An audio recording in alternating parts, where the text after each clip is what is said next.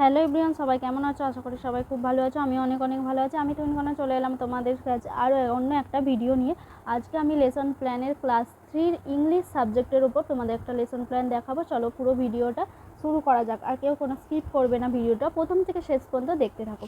প্রথমেই বাম দিকে হবে name of the school, class, number of student, average age, name of trainee teacher, roll number, time, date, এটা লিখবে। ডান দিকে হবে সাবজেক্ট, লেসন, সাবলেসন। সাবজেক্ট আজকের হবে ইংলিশ। তোমরা এখানে ইংলিশ বইয়ের নামটাও লিখতে পারো, butterfly. Today's lesson the grasshopper and the ant. Broad objective এখানে তিনটে লিখবে। Improving reading skill, growing interest on literature, growing knowledge of language. Specific objective আবার তিনটে করতে হবে। Able to understand the central idea of story, able to learn the meaning of communication and conversation.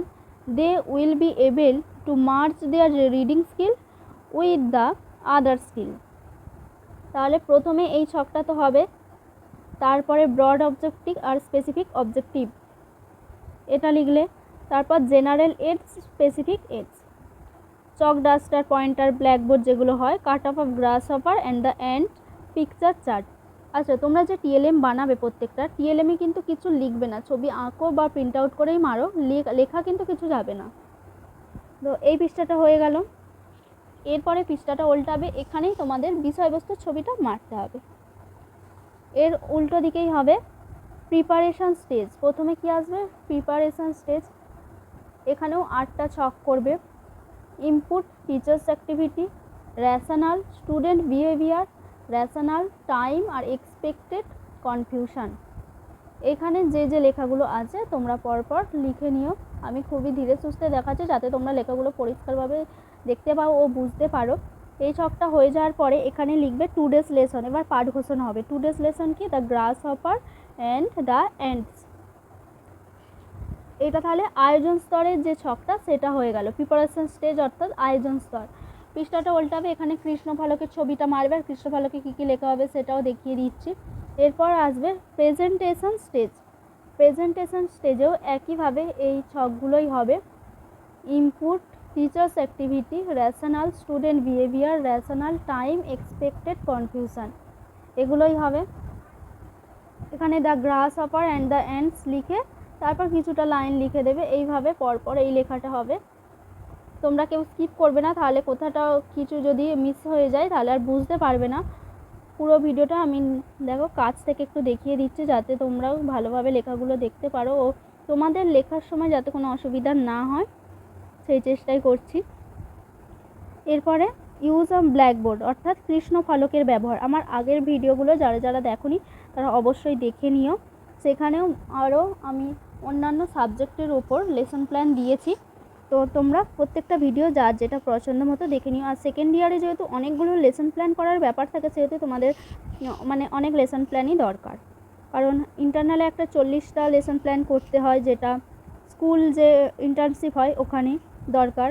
তারপর final এক্সটার্নালেও তোমাদের 4টে lesson plan best of 4 দেখাতে হয়। তো second ইয়ারে অনেকগুলো লেসন প্ল্যান করতে হয়। তো প্রত্যেকটা ভিডিও তোমরা দেখে নিও। অবশ্যই like, comment, share and subscribe করে দিও। এরপর এই পৃষ্ঠাটা উল্টানোর পর এখানে টিএলএমের ছবি, তোমরা যে টিএলএমটা বানাবে তার ছবি এখানে মারবে। এরপর আছে পোস্ট প্রেজেন্টেশন স্টেজ অর্থাৎ মূল্যায়ন স্তর। এখানেও একই ছকগুলো হবে, তোমরা জানো যদিও তাও বলে দিচ্ছি। Input, teachers activity, rational, student behaviour, rational, time, expected confusion. এখানে এই লেখাগুলো হবে। লেখাগুলো কাছ থেকে দেখাচ্ছি, দেখে নাও। তোমরা পজ করে ভিডিওটা দেখে নিও বা যখন লিখবে পজ করে লেখো, কোনো অসুবিধা হবে না। এরপর ওয়ার্কশিটের এই পোর্শনটা হবে। ভিডিওটা তোমাদের কেমন লাগলো অবশ্যই কিন্তু কমেন্ট করতে কেউ ভুলো না। এর পরের পেজ হলো কর্মপত্র, যেটা ওয়ার্কশিট। এখানেও তোমাদেরকে আগের ভিডিওতেই আমি বলেছি যে কর্মপত্রে 10টা প্রশ্ন রাখতেই হয়, 10টার কম রাখা যাবে না, মিনিমাম 10টা রাখলেই যথেষ্ট।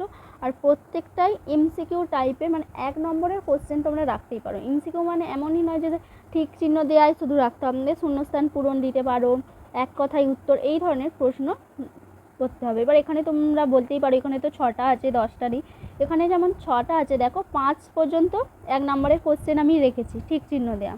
এখানে 6 দাগের ম্যাচিং দিয়েছি, মানে কটা আছে 1টা 2টো 3টে 4টে 5টা 6টা আছে। এই প্রত্যেকটা 1 নাম্বার হিসাবে আমি ধরে এখানে এই যে মেন হলো 6 দাগ দেওয়া আছে, 5টা নর্মাল প্রশ্ন, 6 দাগের আছে ম্যাচিং, এ আর বি ম্যাচ করা। এই ম্যাচে আছে দেখো 1টা 2টো 3টে 4টে 5টা 6টা প্রশ্ন, 6টা ওয়ার্ড আছে। তো সেই হিসাবে একটা একটা করে ধরে টোটাল 11টা হবে আর কি করে নিয়েছি এইভাবেই।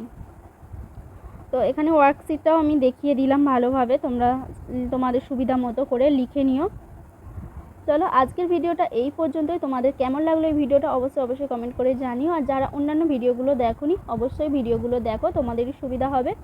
আর কেউ স্কিপ করবে না। যারা আমার চ্যানেলে নতুন অবশ্যই চ্যানেলটি like comment share and subscribe করতে ভুলো না। আর অবশ্যই কিন্তু কমেন্ট করো, জানিও কেমন হয়েছে ভিডিওটা, আর কী ধরনের ভিডিও তোমরা চাও সেটাও অবশ্যই কমেন্ট করে জানিও।